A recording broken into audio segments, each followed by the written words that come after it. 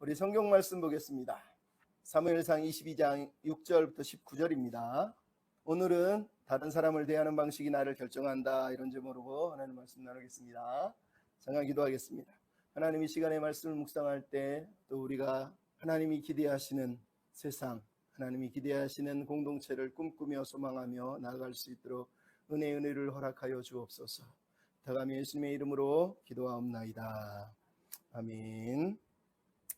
오늘 본문 22장은 지난주에도 얘기했지만 사울이 세운 공동체와 다윗이 세운 공동체를 대조함을 통해서 하나님이 다윗을 통해서 만들어 가시는 나라와, 그리고 사울이라고 하는 사람이 자신의 공동체를 어떻게 파괴하면서 자신의 왕궁을 만들어가고 있는지를 우리에게 보여주고 있습니다.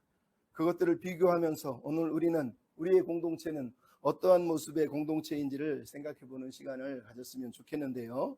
1960년대에 미국 펜실베니아주에 있는 로세토라고 하는 마을에 있었는데, 이탈리아 이민자들이 모인 마을이에요. 근데 거기에서 의사들이 환자들을 진료를 하는데 신기한 것을 발견했어요. 그 지역의 주민들이 55세에서 64세까지의 주민들이 심장병 발생률이 제로라는 거예요. 그리고 65세 이상도 다른 지역에 비해서 거의 절반가량밖에 되지 않더라는 거예요. 그래서 의사들이 하도 이상해서 연구를 하고 조사를 했습니다. 근데 원인은 찾지 못하고 결국 미국 의학계에 발표를 하기를, 이 지역의 사람들은 심장병 발생률이 너무 낮다. 바로 근처에 있는 이탈리아 이민자들이 있는데, 방고라고 하는 마을이 있었는데 그 마을하고 비교해봐도 여기는 심장병 확률이 너무 낮다는 거예요. 그거를 논문으로 발표를 한 거예요. 그래서 그때부터 다른 연구진들이 역학조사를 하기 위해서 몰려와서 이제 연구를 시작합니다. 그리고 그 연구를 통해서 발표하기를, 그 지역 사람들이 심장병 발생률이 적은 이유를 이렇게 얘기했어요. 그 주민들은 삶을 너무너무 즐기고 서로가 빈부의 격차에 대해서 아무런 계층 구분이 없고, 그리고 비슷한 삶의 환경을 유지하면서도 서로가 끈끈하게 신뢰하고 협조를 통해서 건강한 공동체를 유지하고 있었다는 거예요. 그러니까 가난한 사람이 있을지는 몰라도 정신적으로 가난한 사람은 하나도 없더라는 거예요. 근데 그 이유가 뭐냐? 그 이유는 그 마을에 1890년도에 니스코 신부라고 하는 분이 그 지역에 와서 그 지역을 섬기게 됐어요. 근데 그분은 한 20년 섬기다가 돌아가셨는데, 그 신부님이 와가지고 무슨 일을 했냐면 그 마을에 있는 사람들을, 그들을 하나의 공동체로 만드는 작업을 해요. 그래서 주민이 2,000명밖에 안 되는데 그 마을에 22개의 주민 자치 모임이 있었다는 거예요. 그 마을은 무슨 일을 했냐면, 누가 죽으면 이전에 있던 갈등은 다 뒤로 하고 서로 함께 애도를 했다는 거예요. 부모가 사망하면 그 마을 공동체가 아이들을 케어해 주기로 약속을 하고 돌봤다는 거예요. 가족을 잃으면 돈을 비롯해서 식량을 공동체에서 지원을 해준 거예요. 가족들이 경제적인 파산을 당하면 그 가족들을 공동체가 함께 모여서 도와주는 일이 벌어진 거예요. 그러다 보니 그 마을 로세토라고 하는 지역에 사는 사람들이 공동체가 나를 지켜주는구나 라고 하는 그런 안심, 그리고 서로의 계층 구분이 없다라고 하는 그런 낮은 사회적 박탈감으로 인해서 그 공동체가 끈끈하게 하나 돼서 심리적으로, 육체적으로, 정신적으로 아주 건강한 공동체가 됐다라고 이렇게 이유를 설명을 한 거예요. 그런데 흥미롭게도 이 아름다운 공동체가 나중에 무너져 내립니다. 1960년 이후로 그 로세토 지역에 산업화가 밀려오고 도시화가 시작되고 사람들이 돈에 대한 맛을 알고 쾌락을 즐기기 시작하면서, 그동안에는 개인보다 공동체를 우선했는데 이때부터는 사람들이 개인의 삶을 우선시하고 이기적인 삶을 살아가요. 그러면서 그동안 유지했던 공동체의 가치가 다 깨어져 버려요. 그리고 1980년대 이후로는 그 지역의 심장병 사망률이 갑자기 급증을 하고 그 옆에 있는 다른 지역과 거의 차이가 안 나는 지경에 이르렀다라고 이렇게 얘기를 한 거예요.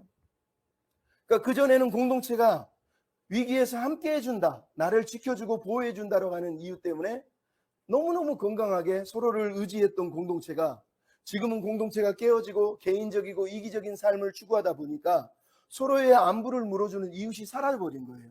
그래서 로스토라고 하는 지역의 공동체가 무너져 내렸다라고 발표를 한 겁니다. 여러분, 우리의 공동체는 어떻습니까? 우리가 볼 때 우리의 공동체는 서로가 서로를 위로하고 케어하고 돌보는 공동체입니까? 아니면은 서로의 개인적인 이기심 때문에, 욕심 때문에 서로를 파괴하는 공동체입니까? 어느 쪽인지 답은 우리 각자의 몫이게 있지만, 여러분, 건강한 공동체를 위해서 필요한 것이 무엇일까요? 돈일까요? 부일까요? 성공일까요? 그게 아니라 건강한 사람 한 사람이 있을 때의 공동체가 건강해집니다. 왜냐하면 우리가 지금 누구와 함께 만나고 또 만나는 사람을 어떻게 대하고 있는가를 통해서 그 공동체가 건강한지 건강하지 않은지를 우리가 파악할 수 있기 때문이에요. 오늘 제목처럼 내가 다른 사람을 대하는 방식이 나 자신이 누구인지, 그리고 내가 사는 공동체가 어떤 공동체가 될 것인지를 결정을 한다는 걸 우리가 기억할 필요가 있습니다.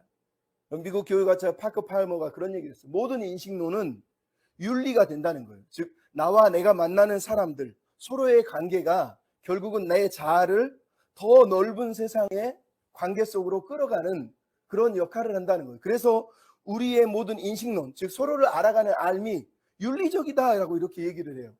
재밌는 건 이언 맥킬크리스트라고 하는 사람도 관심, 우리가 남에게 보이는 관심이 도덕적 행동이라는 거예요. 왜냐하면 우리의 삶의 질은 우리가 타인을 대하는 관심의 질에 따라서 우리의 삶의 질이 달라지기 때문이다, 이렇게 보았기 때문이에요. 여러분, 이게 되게 중요한 거예요. 그러니까 한 사람이 한 사람을 대하는 방식, 그 진리, 결국은 사회의 질로 변화된다라고 학자들은 말하는 거예요. 그러니까 우리가 다른 사람을 볼 때 관대하게 내가 바라보면 나도 관대해지는 거예요. 근데 내가 누군가를 냉대하게 대하는 그 순간 사실은 내가 냉대해진다는 걸 우리가 삶에서 경험하는 것 아닙니까? 그래서 20세기의 유명한 철학자인 아리스 모독이라고 하는 이 여자분이 이런 얘기를 해요. 사람은 다른 사람을 바라봄을 통해서 성장한다라는 거예요. 그냥 바라봄을 통한다는 게 쳐다본다는 뜻이 아니라 어떠한 관점으로, 어떠한 시선으로 바라보느냐에 따라서 성장한다는 거죠. 그래서 그분이 이런 얘기해요. 인생에서 도덕적이려는 노력 말고는 그 어떤 것도 가치가 없다, 이렇게 말을 했어요. 도덕적이라니 이게 무슨 말이야? 착하게 사는 거 이런 얘기 할까요? 이분이 말하는 도덕적이라는 뜻은 이런 뜻이에요. 부도덕한 행위란 다른 사람을 정확하게 바라보지 못하는 것이다. 자기 이기심을 충족시키기 위해서 자기 목적을 달성하는 쪽으로만 다른 사람을 바라보는 그것 때문에 사람을 무시하고 그 사람을 비인간화하고 그래서 그 사람을 정확하게 바라보지 못하는 그 행위가 부도덕한 행위라는 거예요. 그러면 도덕적 행위는 뭐냐? 도덕적 행위란 다른 사람에게 정의롭고 사랑스러운 관심을 기울이는 마음가짐이 도덕적인 행위라는 거예요. 사랑이란 무엇이냐? 자기가 아닌 다른 사람 개개인에 대한 지식이 사랑이다, 이렇게 이 사람이 얘기를 했어요. 그러니까 우리는 사랑을 내가 느끼는 감정이라고 생각하잖아요. 근데 이 철학자는 다른 사람 개개인에 대해서 내가 아는 지식, 그 사람을 바라보고 그 사람을 통해서 내가 얻어낸 어떤 지식을 사랑이다, 이렇게 얘기한 거예요. 결론적으로 건강하고 바람직한 사람이 누구냐? 인내심과 분별력을 가지고 모든 다른 사람을 바라보려고 노력하는 사람이라는 거예요. 즉 자기 중심성을 내려놓고 편견을 극복하기 위해서 애쓰고 타인을 더 깊은 분별력을 가지고 바라보는 사람을 가리켜 건강한 사람이다, 이렇게 얘기한 거예요. 그러니까 여러분, 우리가 다른 사람을 어떻게 대하고 바라보느냐가 결국 우리 자신을 결정한다는 말이 바로 이런 뜻이에요. 교육학자나 사회학자들이 그래서 이 말을 하고 있는 거예요. 우리는 어떻습니까?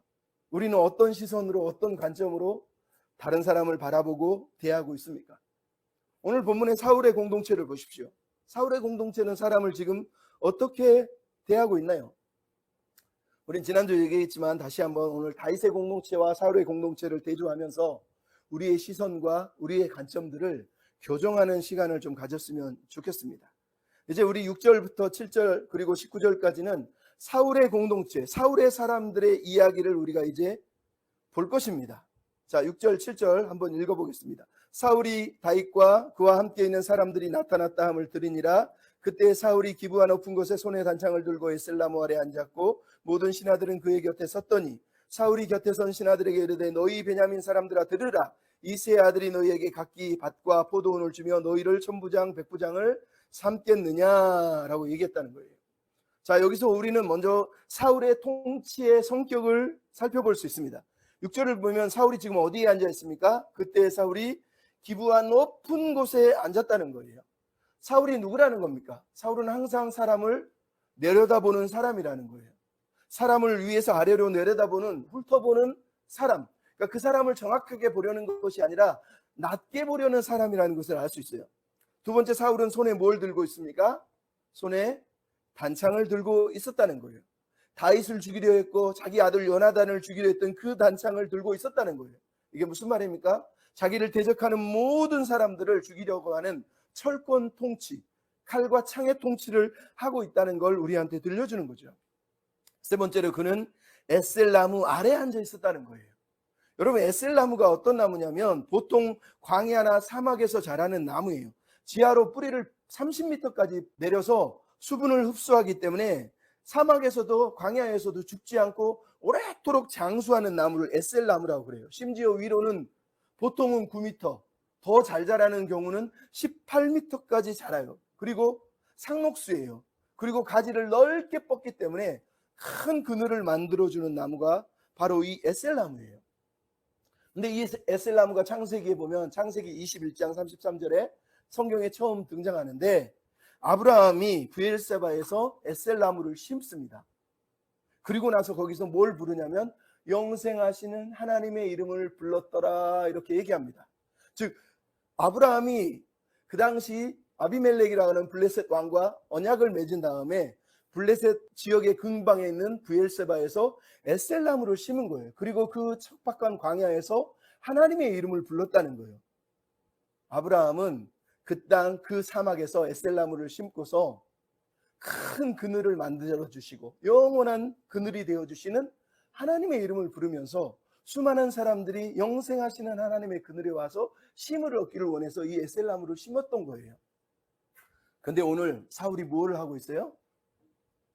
그 하나님의 영원하심을 사모하고 하나님 아래서 쉼을 주기를 원했던 그 아브라함의 마음을 외면한 채 자기가 그 나무 아래에 앉아서 아브라함의 비전이 아니라 자기가 영원히 통치하겠다고 하는 영원한 통치의 권력력을 추구하면서 그 자리에 앉아 있었다고 사실 우리한테 말을 하고 있는 거예요. 비참한 거 아닙니까? 왜냐하면 사울이라고 하는 사람이 나중에 죽어요. 사무엘상 31장 13절에 이렇게 써 있어요. 그의 뼈를 가져다가 야베스 에셀나무 아래에 장사하고 7일 동안 잠시겠다고 얘기하고 있어요. 야베스에 있는 길르앗 땅에 있는 에셀나무 아래 장사하고 7일을 금식했다라는 거예요. 이게 무슨 말이에요? 권력의 무상함을 얘기하는 거예요. 사울은 자기가 영원히 살 것처럼 영원히 통치할 것처럼 믿었지만 결국은 그가 에셀나무 아래서 그 권력을 가지고 나는 죽지 않을 거야 진시황처럼 그렇게 생각했는데 결국은 저 멀리 길르앗 땅에 있는 에셀나무 아래 묻혀서 죽었다라고 우리한테 들려주는 거예요. 이게 사울의 통치가 결국 끝나는 지점이라는 걸 얘기하는 거죠. 사울의 신하들은 어떻습니까? 오늘 본문에 보면 사울의 신하들이 그의 곁에 섰더니 라고 얘기합니다. 그 당시에 어전 회의를 우리한테 보여주는 거예요. 근데 여러분 사울의 신하들이 누굽니까? 사무엘상 14장 52절에 보면 사울이 힘센 사람이나 용감한 사람을 보면 그들을 불러 모았대요. 사울이 사는 날 동안. 그러니까 사울은 자기가 사는 날 동안 누구를 불러 모은 거예요? 힘센 사람, 용감한 사람, 전쟁을 잘하는 사람을 불러 모았다고 얘기하는 거예요. 이게 사울 곁에 있는 사람들이에요. 사울이 자기 권력을 유지하기 위해서 자기에게 필요한 사람들을 자기 편이 될 사람들을 모았다라고 얘기하는 겁니다. 여러분 근데 오늘 본문에서 이 신하들에게 7절을 보면 사울이 신하들을 비난합니다. 근데 비난의 내용을 보십시오. 첫 번째 뭐라고 그러죠? 베냐민 사람들아 라고 얘기합니다. 여러분 당연히 이거는 사울이 베냐민 사람이니까 베냐민 사람들하고 하는 게 당연한 것 아니니까 생각하겠지만 여러분 이스라엘의 왕이 베냐민 사람만 다스립니까? 이스라엘은 12지파가 있는데 근데 사울은 지금 자기 동족만을 언급하면서 사실은 편가르기를 하고 있는 거예요. 우리 베냐민 사람들만 계속해서 통치해야 된다. 라고 하는, 그러니까 여기서는 의도적으로 바로 이어서 이새의 아들이 나오잖아요. 유다 지파를 깔보고 외면하면서 지역 감정을 조장하고 있는 거예요. 우리나라가 동서가 나눠져서 지역 감정을 조작해서 공격을 유지하는 것처럼 지금 사울은 베냐민 사람들을 막 흥분시켜서 자기들만의 권력을 유지하기 위해서 지역 감정을 조장하고 있는 거예요. 이새의 아들은 저번에도 얘기했지만 다윗을 인격적으로 조롱하고 모독하는 말이라는 걸 우리가 알 수 있단 말이죠. 그러니까 서로의 갈등과 분열을 조장하고 있는 거예요. 그리고 세 번째 뭐라 그러죠? 다윗이 너희에게 밭과 포도원과 천부장과 백부장의 특권을 줄 것 같으냐 이거예요. 돌려서 얘기하면 내가 너희에게 밭과 포도원을 주는 사람이고 내가 너희에게 천부장 백부장이라고 하는 지위를 권력을 주는 사람이다 이렇게 얘기하는 거예요. 그럼 이 말이 무서운 말이에요. 왜냐하면 사무엘상 8장에 보면 8장 5절에 이스라엘 백성들이 사무엘에게 찾아가서 뭐라고 그러냐면 우리도 다른 나라들처럼 왕이 있었으면 좋겠습니다. 그러면서 다른 나라들과 똑같은 왕을 세워달라고 얘기해요. 사무엘이 너무 마음이 아픈데 하나님이 들어줘라 라고 얘기합니다. 근데 들어주면서 뭐라 그러냐면 이들에게 왕의 제도를 알려줘라 그러면 그 왕의 제도가 세상의 왕의 제도예요. 그래서 사무엘이 백성들에게 이렇게 얘기합니다. 너희에게 세워줄 왕은 너희의 아들들을 데려다가 천부장 백부장을 삼을 것이고 너희 딸들을 데려다가 종을 부릴 것이고 너희 밭과 포도원과 감람원의 것을 다 거두어서 자기 신하들에게 나눠줄 것이다. 이게 세상 왕의 모습이야. 이렇게 경고를 한 거예요. 근데 오늘 본문에서 지금 사울이 뭐를 하고 있어요? 자기 권력에 취해서 백성들의 토지를 강제로 취해서 자기한테 충성하는 사람들한테는 포도원을 주고 토지를 주고 그리고 권력을 매관매직하듯이 백부장, 천부장 이렇게 권력을 나누어주는 역할을 했다고 말하는 거예요. 그런데 사울의 통치 내용이 뭐예요? 지역을 나누고 분열을 조장하고 반대하는 사람들을 딱지 붙여가지고 빨간 줄을 그어줘 이 사람들은 숙청해야 될 대상으로 몰아놓고 자기들끼리만 편가르고 자기들끼리만 잘 살자고 이렇게 하고 있다라고 우리한테 말을 하고 있는 거예요. 얼마나 안타까운 내용이냐고요. 중국의 걸출한 소설가인 루신이라고 하는 사람이 있는데 이분이 소설가로 유명한데 사실은 시도 썼거든요. 근데 이분이 쓴 시 중에 개의 질책이라고 하는 시가 있어요. 근데 시라기보다 이야기인데 어떻게 돼 있냐면 자기가 꿈을 꿨는데 꿈에 좁은 골목을 걸어가고 있는데 자기가 거지 옷을 입고 걸어갔다는 거예요. 근데 뒤에서 개 한 마리가 막 짖으면서 쫓아오더라는 거예요. 그래서 자기가 화가 나서 개를 돌아보며 닥쳐! 너는 가진 자에게만 알랑거리지? 이러면서 걔한테 꾸지람을 했더니 걔가 헤헤헤 그러면서 뭐라 그러냐면 천만에 부끄럽게도 난 사람보다 못한데 라고 얘기를 했다는 거예요. 그랬더니 꿈속에서 루신이 뭐? 그러면서 화를 막 냈다는 거예요. 그랬더니 걔가 계속해서 얘기를 하다는 거예요. 부끄럽게도 난 아직까지 구리와 은을 구분할 줄 모르고 무명과 비단을 구분할 줄 모르고 관리와 백성도 구분할 줄 모르고 주인과 종도 구분할 줄 몰라. 그리고 또 이렇게 얘기하니까 루신이 거기서 막 도망쳤다는 거예요. 그래서 걔가 뒤에서 쫓아오면서 잠깐 나 아직 할 말이 더 있어. 그랬더니 루신이 아니야 됐어. 그러면서 도망치면서 펄쩍 뛰었는데 꿈에서 깨어나니 자기 침대였다라고 얘기하는 거예요. 근데 여러분 이 우와 같은 시가 무슨 얘기를 하는 거예요? 이 개의 질책이 말하는 게 뭐예요? 사실은 개에 대해서 얘기하지 않고 개만도 못한 인간에 대해서 얘기하는 거예요. 개는 구분을 안 해요.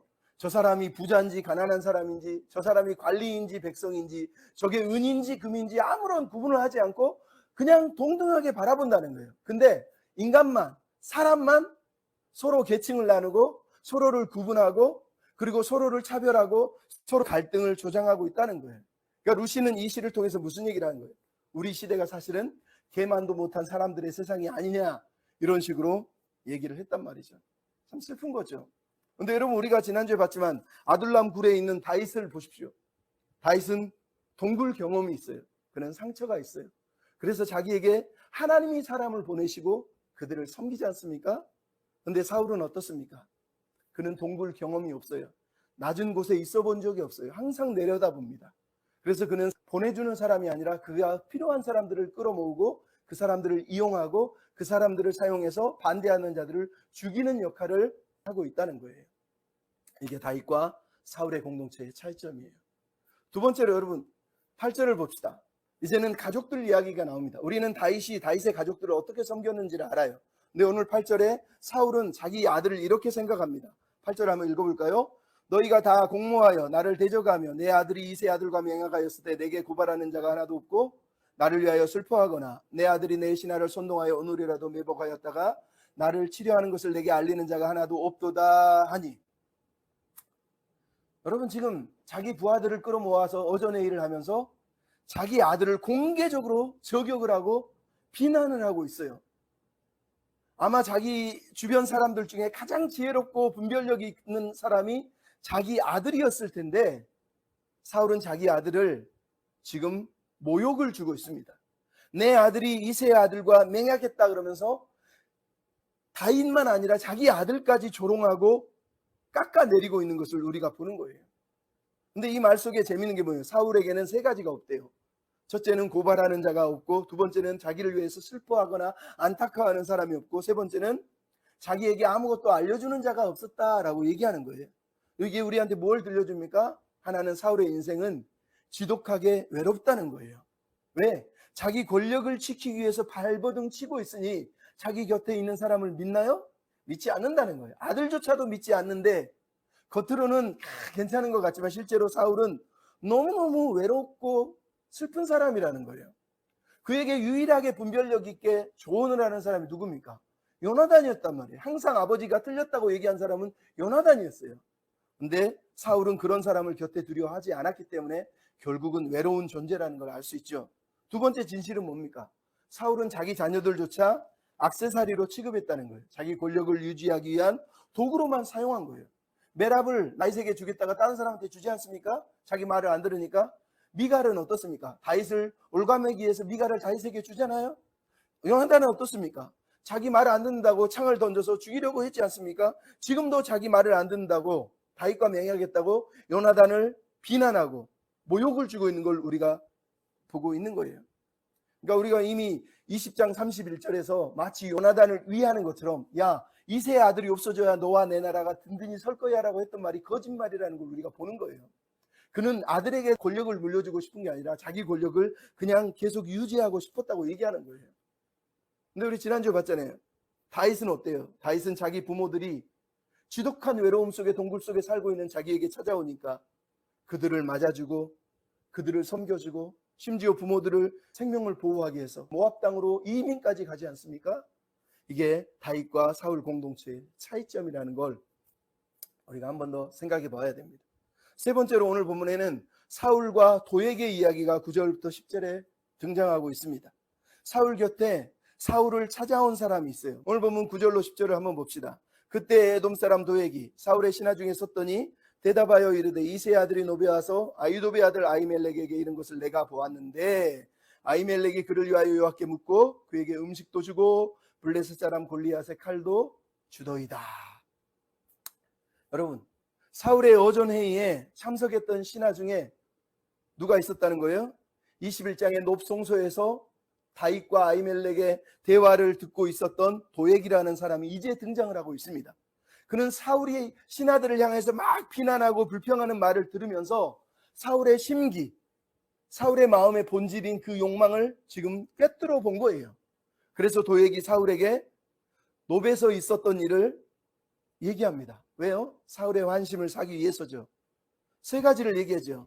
뭐라고 그러죠? 여호와께 묻고 음식을 주고 칼을 줬다라는 거예요. 여러분, 도액이 하지 않은 말이 있죠. 그게 뭐예요? 다윗이 아히멜렉에게 했던 말이에요. 내가 지금 왕의 명령을 받아서 왕의 임무를 수행하는 비밀 작전을 수행 중입니다 라고 하면서 했던 그 말, 그것을 과감하게 생략해 버립니다.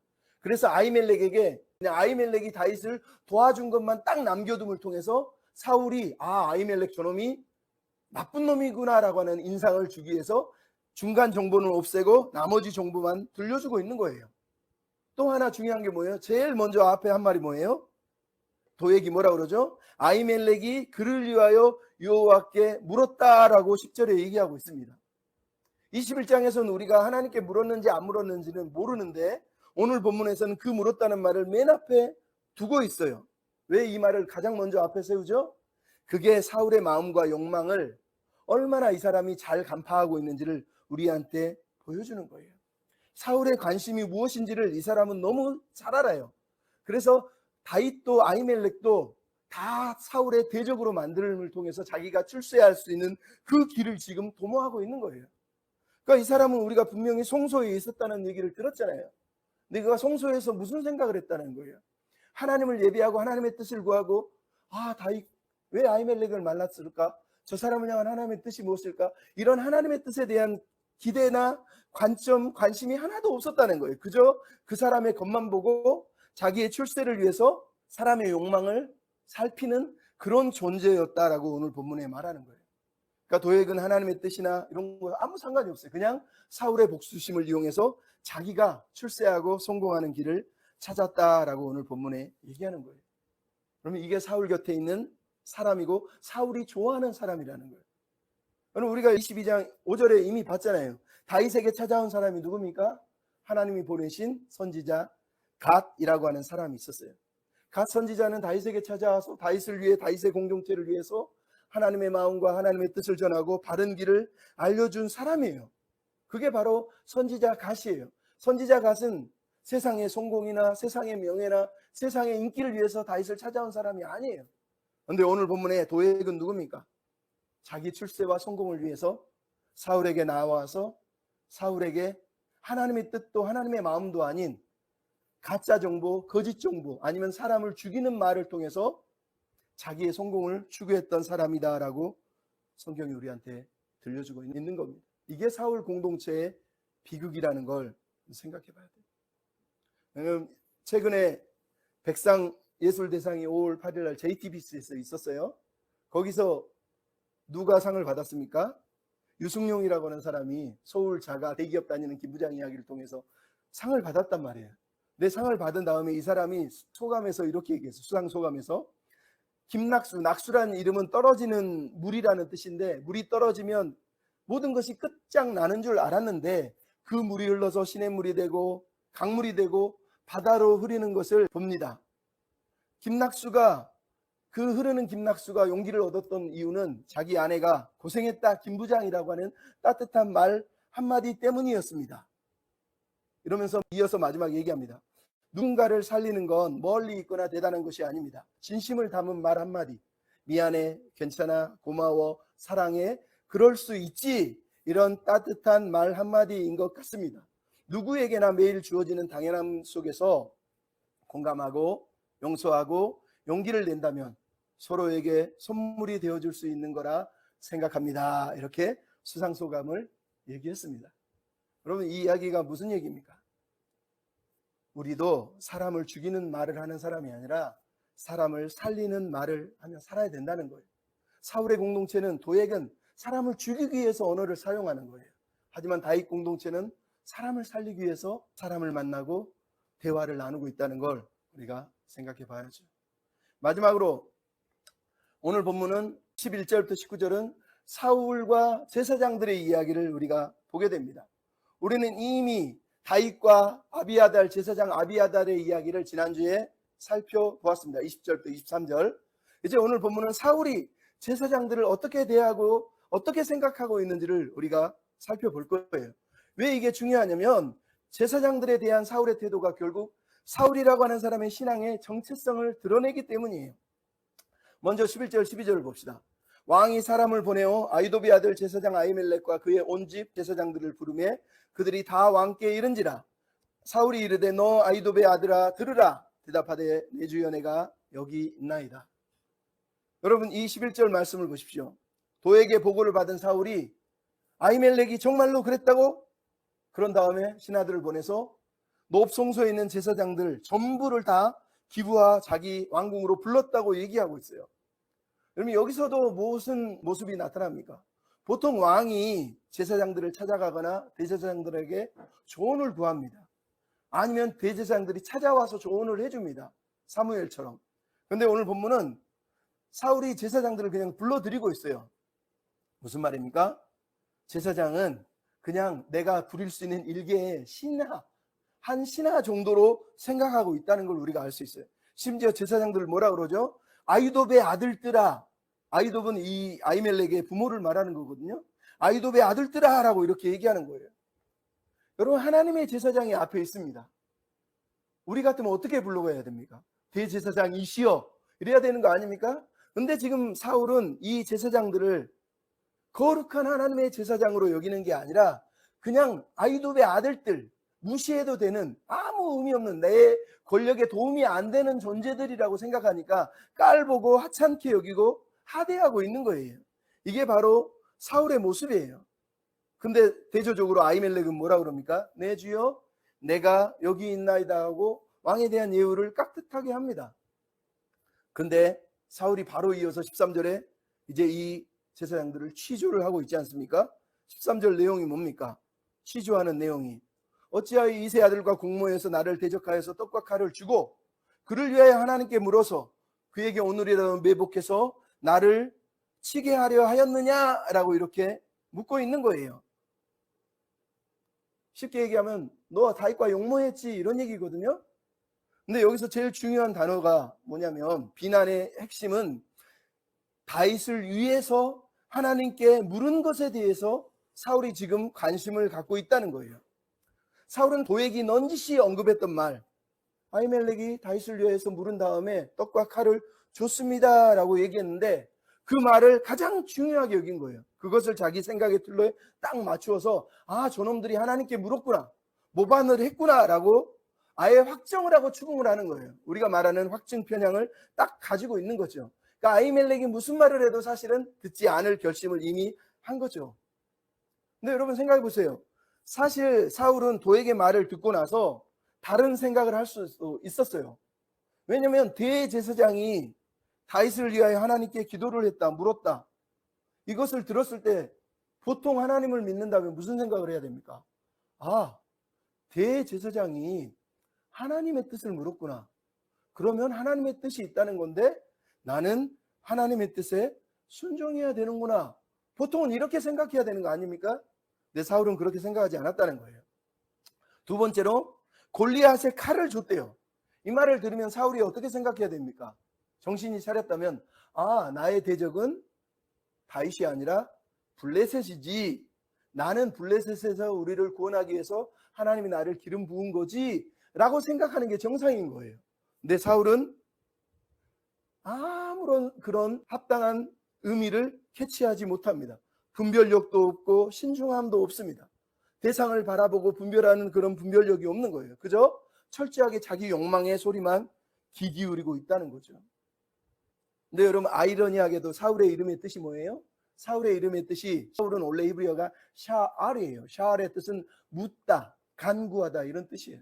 그러니까 사울은 정체성이 뭐예요? 하나님께 늘 하나님의 뜻을 물어보는 사람이라는 거예요. 근데 지금 오늘 본문에 사울은 단 한 번도 제대로 하나님께 하나님의 뜻을 물어보고 살지 않았다는 거예요. 하나님의 뜻을 물어보는 사람을 오히려 죽이려고 했다라고 얘기하는 거예요. 여러분 여기서 하나님의 뜻을 묻다는 말은 기도했다는 뜻이 아니에요. 하나님의 뜻이 무엇인지를 정확하게 캐치하기 위해서 애쓰지 않았다는 얘기를 하는 거죠. 근데 여러분 14절로 15절에 아히멜렉이 대답을 합니다. 대답이 무척 조심스럽습니다. 왜냐하면 사울을 고려하면서 지극히 이성적이고 합리적인 답변을 하고 있어요. 첫 번째 다윗을 뭐라 그럽니까? 다윗은 14절에 그는 신하 중에 제일 충성스러운 사람이고 왕의 사위이고 왕의 호위 대장이고 왕실에서 가장 존귀한 사람이 아닙니까? 라고 얘기합니다. 즉 은연중에 다윗을 위해서 변명을 하지만 사울이 부정할 수 없는 그냥 사실만을 그대로 얘기를 하고 있는 거예요. 근데 사울에게는 그것이 중요하지 않았죠. 왜냐하면 이 대화의 핵심은 사울은 무엇에 초점이 있어요? 네가 하나님께 물었느냐에 초점이 있는 거예요. 그죠? 그래서 아히멜렉이 15절에 바로 이어서 얘기하죠. 내가 그를 위하여 물은 것이 처음도 아니고 나는 절대로 영모를 깨한 적이 없습니다 라고 이렇게 말을 한 거예요. 저번에도 얘기했지만 이스라엘은 전쟁을 치르는 걸 성전, 홀리와 거룩한 전쟁이라고 생각했기 때문에 특히 이스라엘의 군대 장관인 다윗과 같은 사람은 전쟁할 때마다 노업 성소에 가서 대제사장이 있는 그곳에서 하나님의 뜻을 묻고 그리고 출정을 했단 말이에요. 그러니까 하나님을 물은 적이 처음이 아니라는 말은 거짓말이 아니에요. 만약 아히멜렉이 다윗을 위해 하나님께 물은 사실이 없다면 오늘 본문을 보세요. 다윗을 위해 포장할 필요가 있나요? 제일 먼저 뭘 하겠어요? 임금님, 나는 다윗을 위해서 기도한 적이 없습니다. 도액 저놈이 지금 거짓말을 하고 있습니다. 이러면서 자기가 그런 적이 없다고 지금 이 취조에 대해서 그거 아니라고 했을 거예요. 근데 오늘 본문의 아히멜렉은 하나님께 물은 사실에 대해서 부정하지 않습니다. 그냥 인정을 하고 있어요. 그죠? 그러니까 하나님께 정말로 그는 물었다고 얘기를 하는 거예요. 그런데 왜 물었는지에 대해서 다윗을 설명하면서 자초지종을 지금 얘기하는 거예요. 근데 사울은 이 말에 대해서 사실은 사실 여부가 관심이 없어요. 딱 하나, 너 아히멜렉 다윗을 위해서 하나님께 물었어 안 물었어 이것만 듣고 싶었던 거예요. 지금 아히멜렉이 하나님께 물었습니다 라고 얘기하니까 결국은 사울이 뭘 하고 있습니까? 이 제사장들을 반역자로 여기고 죽여야 되겠구나 말하고 16절에 이제 사형 선고를 내리는 것을 우리가 보고 있는 거예요.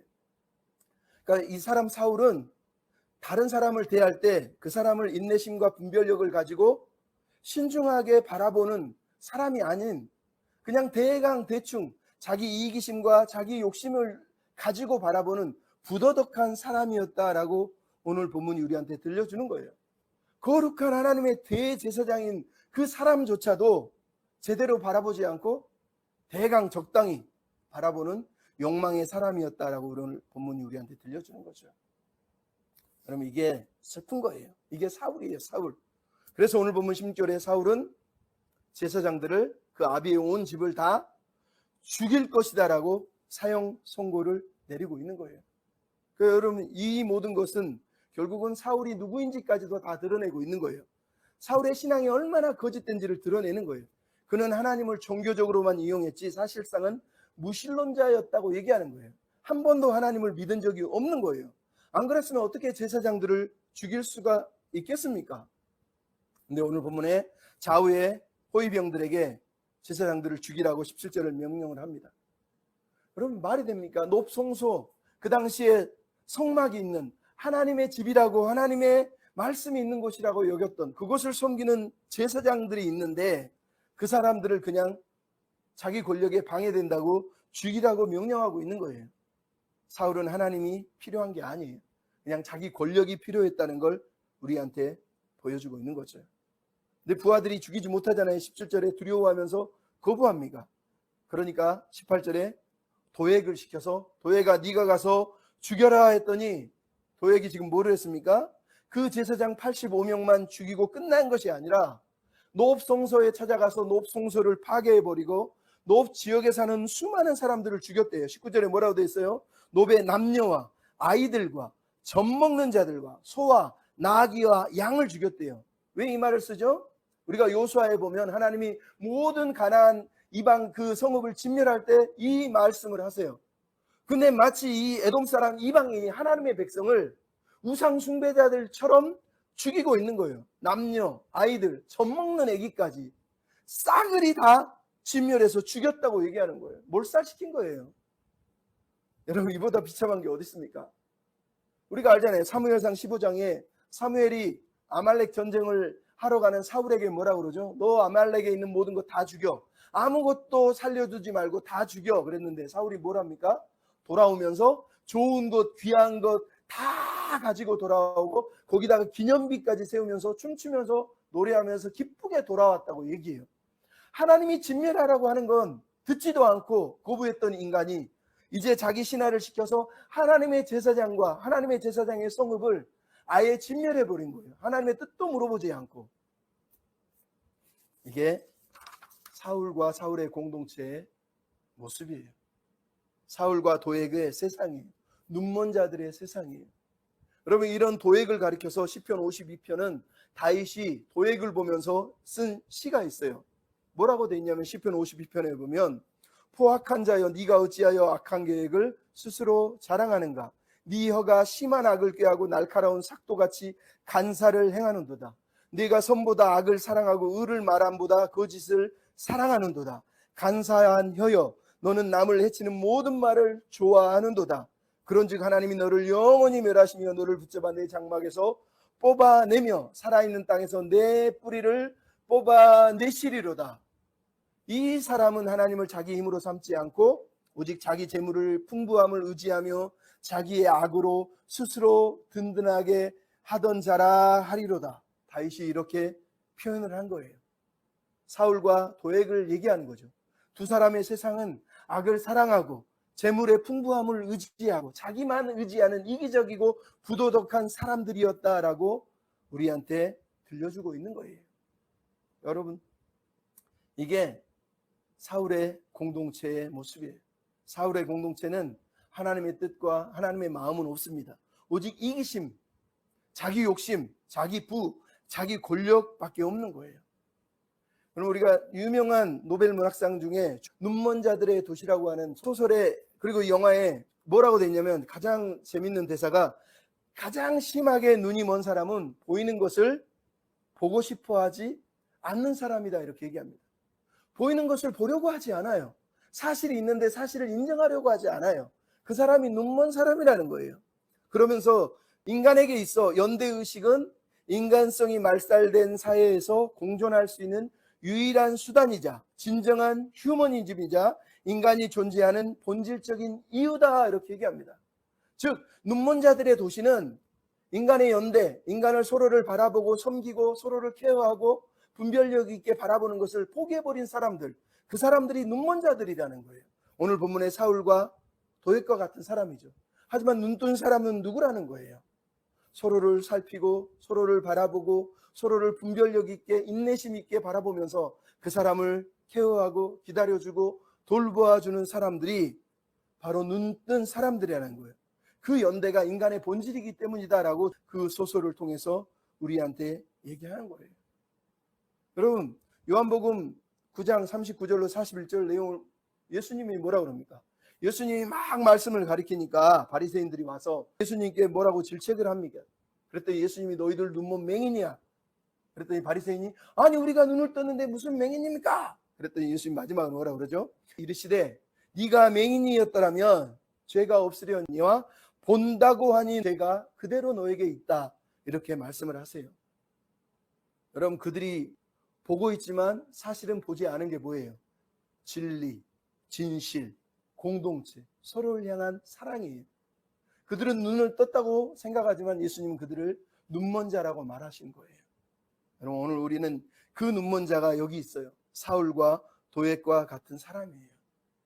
근데 여러분, 이야기를 이제 마무리하면서 이 말씀을 마무리하면서 사울의 공동체의 모습을 생각해 보십시오. 우리 시대 우리 공동체와 너무 닮지 않았나요? 자기 권력을 지키기 위해서 편을 가르고 갈등을 조장하고 자기 부동산 챙기고 부동산 나누어주고 권력 챙기고 돈 받고 권력 나누어주고 그리고 반대하는 사람들은 빨간 줄 긋고 숙청하고 심지어 반대하는 국민조차도 죽이려고 했던 그런 시대를 우리가 옛날부터 몇 번을 거치면서 지금 살아오고 있는 거 아닙니까? 이게 바로 사울과 도액의 세상이고 오늘 우리가 보고 있는 공동체가 깨어진 부도덕한 사람들이 무정하고 무자비한 사람들이 끌고 가는 세상이에요. 근데 여러분 재밌죠? 시편은 14편 1절이나 시편 2편에 이런 얘기합니다. 어리석은 자는 그 마음에 이르기를 하나님이 없다라고 얘기하고 자기들끼리 모여서 헛된 일을 꾸민다고 얘기합니다. 근데 시편 2편 4절에 하늘에 계신 이가 웃으심이여 주께서 그들을 비웃으시리로다 이렇게 말씀합니다. 그리고 우리가 읽었던 시편 52편 5절 제가 읽었던 뭐라 그럽니까? 사울과 도액과 같은 사람을 하나님은 영원히 멸하시고 그 장막에서 말뚝을 뽑듯이 뽑아서 이 땅에서 뽑아내실 것이라고 말씀하신 거예요. 왜? 그들은 공동체를 무너뜨리기 때문이에요. 물론 우리는 지금 그것을 보고 있지 않아요. 하지만 믿어야 돼요. 하나님이 결국은 사울을 멸망시킨 것처럼 도액을 멸망시키고 그 땅에서 뿌리채 뽑아내신 것처럼 이 땅에 눈먼 자들, 자기 이기심과 욕심으로 공동체를 파괴하는 자들을 다 뽑아내실 거예요. 그러면 여러분 결론적으로 얘기합니다. 우리 공동체는 안녕합니까? 우리는 누구와 함께 있고 그 사람들을 어떻게 대하고 있습니까? 우리는 어떤 방식으로 사람을 대하고 바라보고 살아가고 있습니까? 처음에도 얘기했지만 건강한 공동체가 되는 비결은 개개인의 물질적인 부유함이나 행복이나 권력이 아니에요. 그것은 개개인이 각자가 다른 사람을 대할 때 신중하게 분별력 있게 인내심을 가지고 그리고 귀중하게 서로를 바라보고 대할 때만 그 공동체가 그리고 그 사회가 건강해지는 거예요. 예수님이 한 영혼을 천하보다 귀하게 여기신 것처럼 단지 그것은 한 영혼이 구원받는 존재로서만 귀한 게 아니라 하나님의 형상으로서 너무 귀한다는 걸 우리가 잊지 않을 때만 이 사회는, 이 세상은 더욱더 아름다워지는 거예요. 고려대 김승섭 보건학과 교수가 아픔이 길이 되려면이라고 하는 책을 썼어요. 근데 그분이 젊었을 때 사회가 좀 바뀌었으면 하면서 열심히 학생운동 비슷한 뭐 이런 관점을 가지고 그 시간을 보내봤대요. 근데 사회가 안 바뀌는 것을 보면서 무슨 결정을 했냐면 나의 남은 생애는 내 삶을 가능한 한 남들을 도와주면서 진보적인 삶을 좀 살아보자, 이런 다짐을 하고 공부를 해서 결국은 학자가 되고 의사가 됐다는 거예요. 그래서 이웃을 섬기는 일을 애쓰는데 어느 날 아는 형이 그러더래요. 너 왜 그렇게 착하게 사니? 그랬더니 이 김승정 교수가 그 형에게 이렇게 얘기했대요. 내가 의대 1학년 때 산재 입은 사람들의 사무실에서 자원 상근 근무를 했는데 그 사무실에 손가락 10개를 가진 사람은 나 한 사람밖에 없더라는 거예요. 다른 사람은 손가락들이 다 잘려나가서 10개 있는 사람이 하나도 없는데 그들은 밤에는 신문을 돌리고 새벽에는 우유를 배달하면서 열심히 자기 인생을 살아내더라는 거예요. 심지어 의대 시절에 사지마비가 걸린 아이들이 있었는데 그 아이가 다른 아이들처럼 하루만 더 살게 해주세요라고 기도하는 그런 부모들을 보면서, 그 아이들을 보면서 자기 마음속에서 내가 이 경험을 절대로 잊지 않을 거야 라고 마음에 새겼다는 거예요. 그래서 자기 삶의 마지막 순간까지 이 오늘 하루의 이 경험들, 이 순간들을 계속해서 품고, 그리고 저들과 함께 아파하고 함께 기뻐할 수 있는 그 감수성을 간직하며 살고, 그리고 그것을 오히려 길러내고, 그렇게 가능한 삶을 살아내기 위해서 욕심을 내며 살아야 되겠다, 그 결심을 했다고 형한테 얘기하는 거예요. 그러면서 뭐라고 그러냐면 아름다운 사회는 고통에 대해 예민한 사람들이 살아가는 사회예요 라고 이렇게 얘기를 했다는 거죠. 그러면 이게 우리가 가져야 될 마음이에요. 우리가 사회의 고통을, 아픔을 예민하게, 민감하게 생각할 때만 그들을 진중하게, 신중하게, 분별력 있게 바라볼 수가 있는 거예요. 그럴 때만 그 사회는 좀 더 아름다워지지 않겠어요? 케이트 스티븐 워스라고 하는 사람의 글을 읽고 마치겠습니다. 한 번만 들어봐 주세요. 마음 깊은 곳에서 나는 당신보다 더 나은 사람이 되기를 원하지 않습니다. 당신보다 더 영리하고, 당신보다 더 날씬하고, 당신보다 더 멋있고, 당신보다 더 빠르고 강한 사람, 당신보다 성공적이고 더 창조적이고, 당신보다 더 나은 부모, 더 나은 친구, 더 많이 배운 사람, 모든 면에서 더 나은 사람이 되기를 원하지 않습니다. 나는 이 길을 당신과 나란히 걸어가기를 원합니다. 당신이라는 존재에 경이로워하고, 당신의 재능에 놀라워하고, 사랑과 빛 속에서만 당신을 바라보고 싶습니다. 있는 그대로의 모습에 비쳐나오는 당신의 아름다움을 보고 싶습니다. 그리고 당신 또한 나를 바라보기를 나는 바랍니다. 왜냐하면 나는 있는 그대로의 당신을 사랑하니까요. 이렇게 썼습니다. 오늘 설교의 제목입니다.